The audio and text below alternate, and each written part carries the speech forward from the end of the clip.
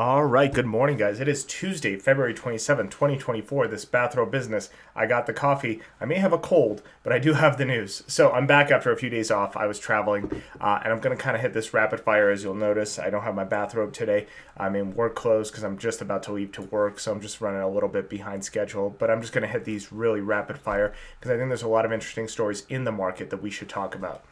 First one is Bitcoin. So Bitcoin surpasses 57,000 again for the first time since December of 2021. So this is to be expected. Honestly, I feel kind of bad that I didn't purchase Bitcoin when they announced the ETF because I knew I should have, but I just didn't.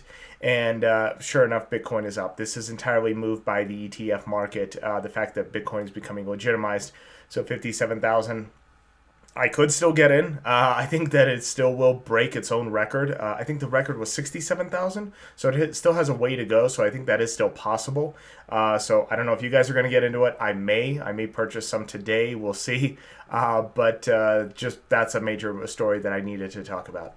The next story I'm going to talk about is one we have been tracking, but one I think is worthy of talking about because I think it's about to be a hostile takeover at Macy's.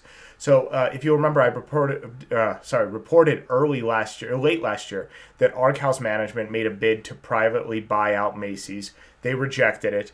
Then Arkhouse is now pushing for essentially a hostile takeover. They're petitioning to put 9 members onto the board out of 14. So they would have a majority of members on the board in a bid to try to take over the board in a hostile takeover. And today, Macy's announced pretty abysmal sales. They are down again.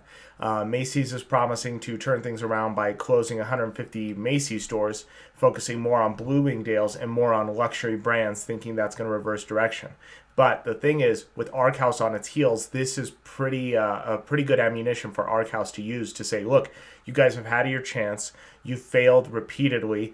Put us on the board and we'll be able to turn this ship around. And it's a pretty powerful argument. If you're a Macy shareholder and your stocks are down, you're thinking, well, what's the harm in putting Arkhouse in charge? At least it's going to be fresh management and fresh perspective. How did you not see this coming? I mean, retail sale has been progressively down for probably the better part of a decade now. And you've done nothing to kind of address this issue.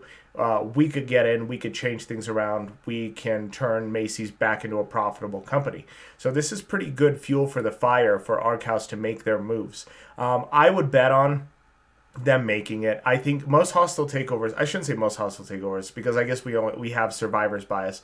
But I think hostile takeovers are more successful than not because, first of all, they aim for companies that are down, and then they are able to come in and boost stock price almost every time. Now, that usually comes at the hands of destroying the company, but from a shareholder perspective, it's usually a good move. So I don't think they're going to make all 9 shares, but I think they will be able to get their members onto the board, and you don't need a majority to sway the board, right? There's always going to be a handful of people that just move with public sentiment, and a lot of people that just don't care. So I think Arkhouse will be able to make this play, and I think we'll be announcing that Arkhouse is going to be privatizing Macy's probably within the next couple of years. I totally see it happening. Lowe's surprised, but also disappointed. So I'll talk about Lowe's because their earnings actually echo pretty similar to what happened at Home Depot. So earnings were up. They earned $177 a share compared to the expected $168, and their revenues came in at $18.6 billion versus an expected $18.45. This is for the fourth quarter.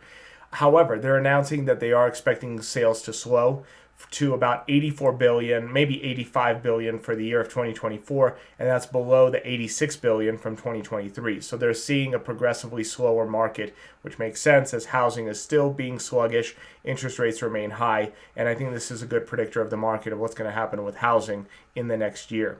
So I think it's going to maintain a little bit lower level than it did last year, given where interest rates are and the fact that a rate cut is becoming less and less likely. Last story I'm going to cover is just a fun story.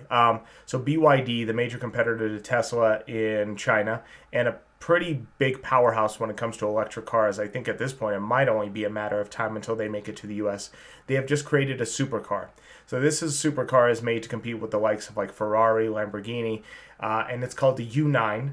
It's able to reach a top speed of 192 miles per hour. It has a 0 to 60 in 2.36 seconds. I would recommend looking it up, the BYD U9. It looks kind of like a Lykan Hypersport, if you know what that is. And I think this is just a powerhouse of a company, honestly. If I could invest in them, I think I would, just because I think they are a major player in electric cars. And at this point, I think it might just be a matter of time until they come into the US, especially with this being a flagship product, a luxury product that could squeeze its way past, I don't want to say the border, but that's essentially what it is. I think we're very protectionist with our car market. I think they'll be able to squeeze by and then be able to create a new market for electric cars in the United States. That's pretty much it. Like I said, I'm hitting them rapid fire. I got to get to work. I hope you guys have a productive day, and I will see you in the morning.